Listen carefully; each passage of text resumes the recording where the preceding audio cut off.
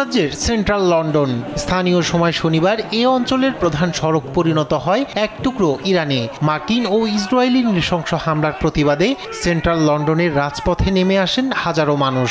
এ সময় ইরান ও ফিলিস্তিনি পতাকা ও প্লেকার্ড হাতে স্লোগান দেন বিক্ষোভকারীরা। ইরানের ওপর মার্কিন হামলার পাশাপাশি গাজায় ইসরায়েলের আগ্রাসনের প্রতি সমর্থনের নিন্দা জানান তারা। এভাবে চলতে থাকলে দ্রুতই তৃতীয় বিশ্বযুদ্ধের মুখোমুখি হবে বিশ্ব। আর যা ঘটছে তা মোটেও ঠিক নয়। এটি পুরো গ্রহকে বিপদের মধ্যে ফেলেছে। এটি এখন কেবল গাজায় সীমাবদ্ধ নয়, এটি বিশ্ব মানবতাকে মাটির সঙ্গে মিশিয়ে দিচ্ছে। এছাড়া অবিলম্বে যুদ্ধবিরতিরও দাবি তোলেন অংশগ্রহণকারী বিক্ষোভকারীরা।